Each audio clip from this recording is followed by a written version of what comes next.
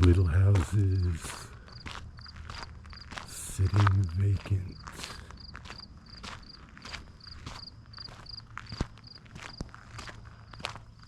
While the homeless boys cluster around the convenience store.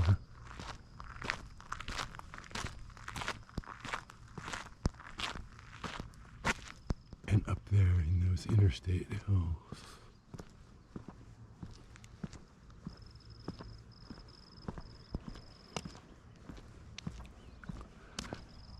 I don't understand perfectly how we've come to be so wrong in so many ways.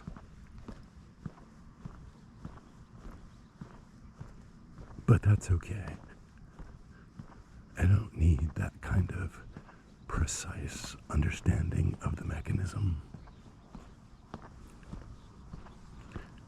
Even though I chase it quite a lot.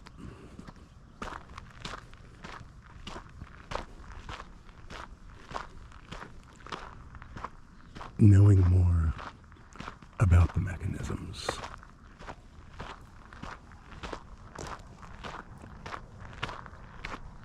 stifles hope, because when you begin to understand the mechanisms,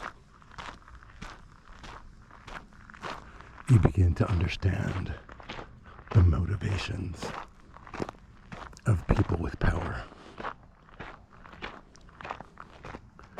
And it begins to seem as if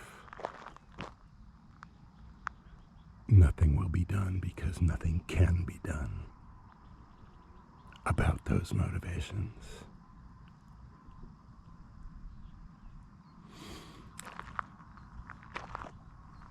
So more and more, as much as I can,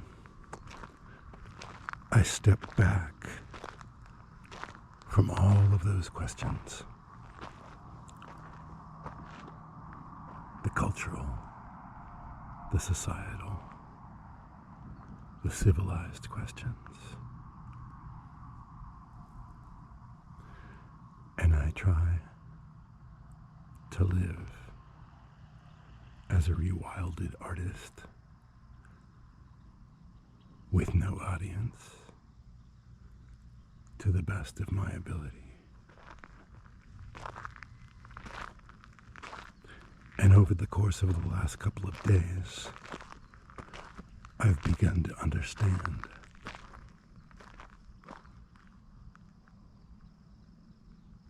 why I do it. In the absence of feedback of any kind, much less meaningful feedback, dialogue, conversation.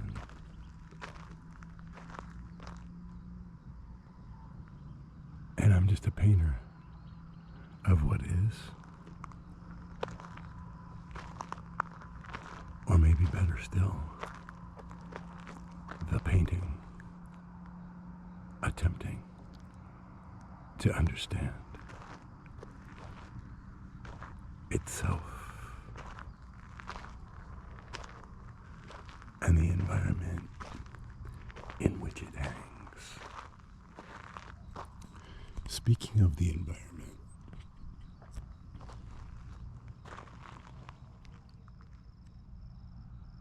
I have a question for the flat earthers among you.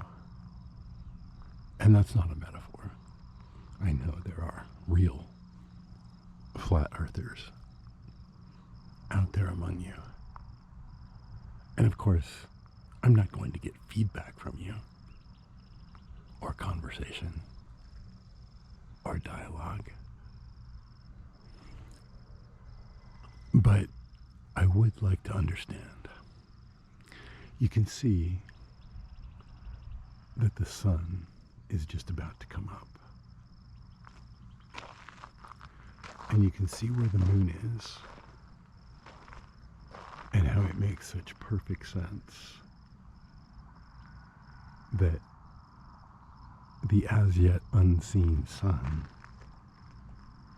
is illuminating the sphere of the moon.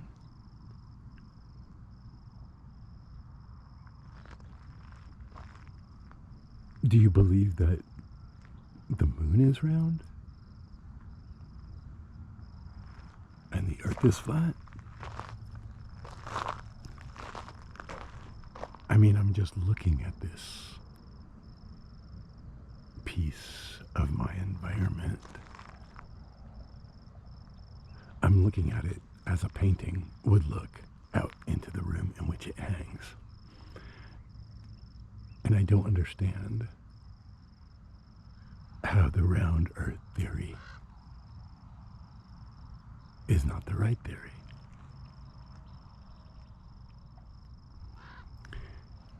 Anyway, on all the cultural and socio-political fronts, it's the same. I see you celebrating the things that you celebrate. I see you condemning the things that you condemn.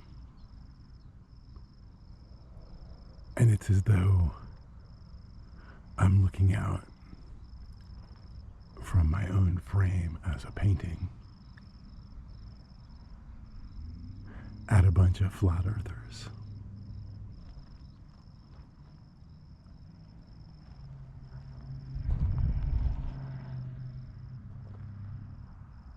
We have this one gift. We have this one life, this brief span of time between the time that we're painted and the time our canvas burns or rots away.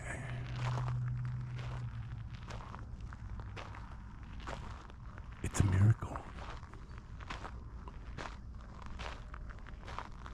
It is a blessing. And it seems to me like if we have any responsibilities, any natural given missions, any God-given mission, it is to appreciate what is internal to each one of us, even if each one of us is a flawed concept itself, and to further appreciate the place we're in.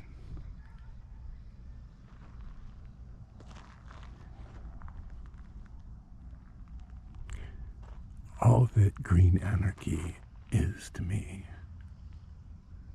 is a pretty and elegant way of trying to understand who we are, what we've become,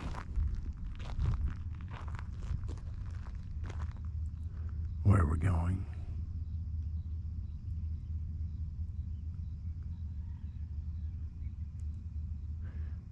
My pessimism on most of all that runs deep. But my pessimism doesn't matter either. There is only the moment of our one true night before the sun rises and washes it all away.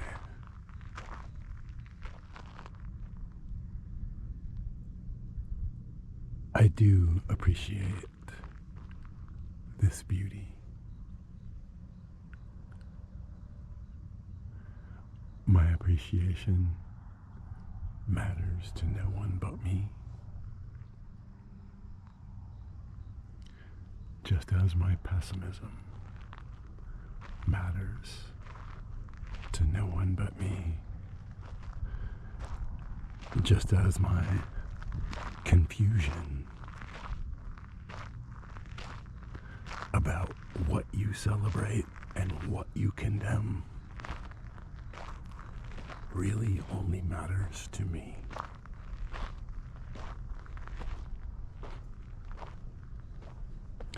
Solipsism, narcissism,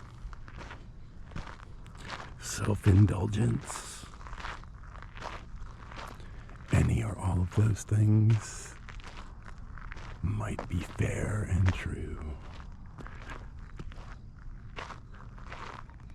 And none of them matter any more than pessimism or appreciation. They don't matter except as brushstrokes in the painting of you or the painting of me.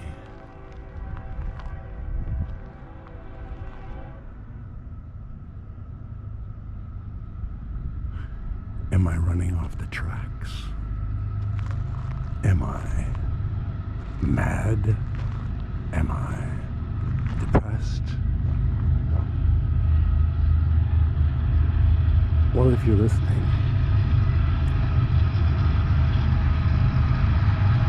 the answers to all those questions is obvious.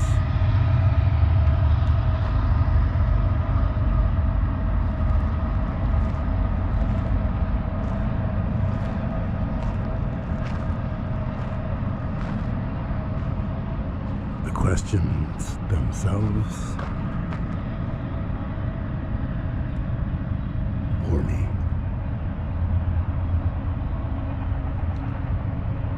Check-in line and procedures and process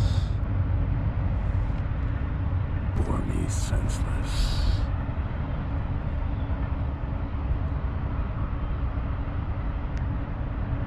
The sun and the moon and the condition of the sky itself, that's a whole other story.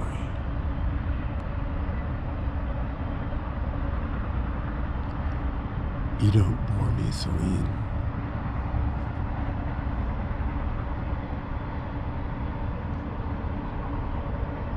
You don't bore me, old fiery father.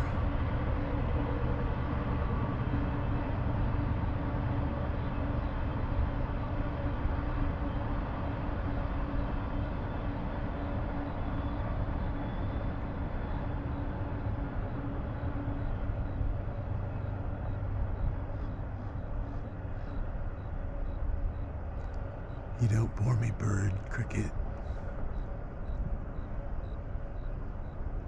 jackrabbit, cottontail.